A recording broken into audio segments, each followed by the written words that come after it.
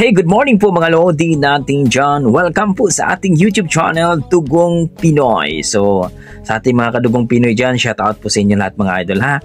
So, for today's video mga idol ay may bago na naman tayong i-react mga idol. Dito po sa kanyang video ni Basta Pinoy sa Kalam, 1,000 subscribers siya mga idol. Kaya please supportahan po natin ang kanyang YouTube channel.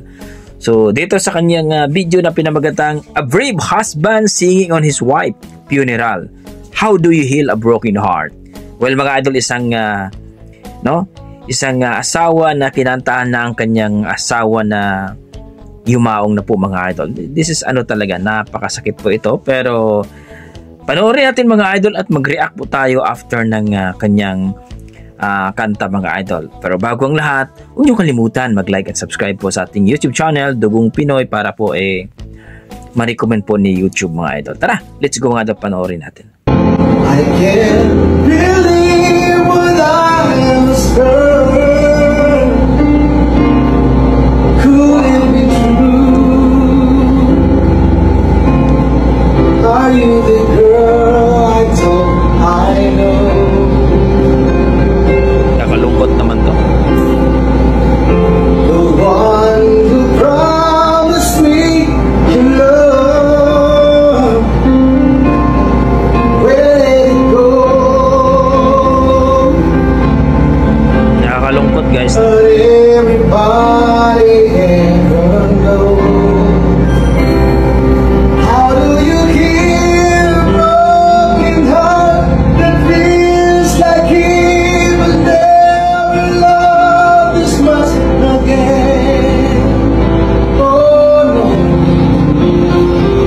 I just can't let go. How do you heal a broken heart that feels like it would never love this much again? Oh no, tonight I hold what could be right. Tomorrow I'll pretend to let you go. Grabe, napakalupit itong kanta mga idol. A Brave Husband. And when you ever want to see what in a fool fall in love with his own dream. And now you say you want to leave, start a new life to go.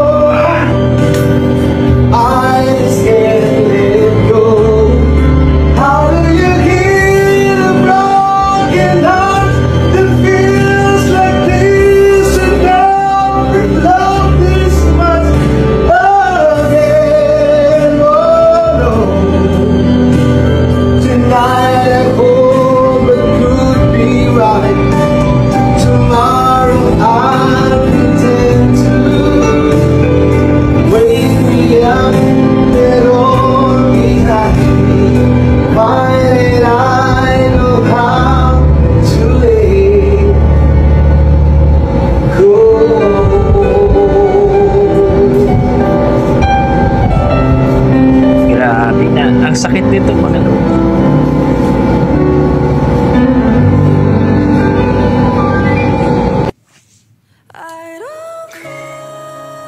Guys, ito po yung literal talaga na broken heart. Kasi how do you heal a broken heart, no? Pinakita ng kanyang asawa na kung gaano niya kamahal ang kanyang wife, mga idol. Napakasakit, no? Actually, tutulo yung luha ko eh. Kahit ako naman mga idol sa papa ko, until now, kahit 2007 yun nawala, pero masakit pa rin. Hindi pa rin ako magpag-move on eh. Kasi ako lang mag-isang lalaki. Kaya kami lagi magkasama. Kaya napakasakit po mawala ng mahal sa buhay, no? At dito po pinakita ni kuya kung gaano niya kamahal ang asawa niya, at siyempre kung paano siya mag-move on. How do you heal a broken heart, no? Grabe ang sakit ng mga kapatid, no? Ang sakit din mga idol na mahal na mahal mo yung isang tao pero mawala. At dito pinakita na lang ni kuya yung pero deep inside mga idol ni kuya talagang masakit na yun eh, no? Pero he's strong, no? Talaga namang pinakita na talagang strong siya. Hindi na iyak, no? Pero deep inside yan masakit mga idol. Ang hirap yung taong hindi maiyak dyan sa pero sa likod ng yung mga kapatid, no? Grabe. Damang-dama natin, no? Damang-dama natin yung ni kuya, ramdam natin yung sakit. Kaya kung sino pong naka-appreciate dyan, kung sino pong nagustuhan ng kanyang tawag dito, ang kanyang pagkanta sa kanyang asawa, mga kapatid, mga idol, please pa-like and subscribe po dito kay Basta Pinoy sa Kalam, no? Dahil napakasakit po itong a brave husband singing on his wife during sa funeral, no? How do you heal a broken heart? Yan talagang literal na how do you heal a broken heart? Kasi after ng living yan, sigurado talaga. Hindi mo alam kung saan ka magsisimula. But i-pray mo kay Father God, talagang tutulungan ka niya kung paano ka i-heal. So, guys, salamat po sa inyong papanood dyan. At ingat po kayo lagi. Basta may dugong Pinoy mga idol, talagang may puso, no? May puso talaga tayo. Na ipakita natin ang ating naramdaman sa ating kapwa, lalo sa ating mahal sa buhay. So, hanggang dito na ako mga idol. Basta may dugong Pinoy, talaga namang malupit ang talent yan. So, maraming salamat mga Lodi at God bless po.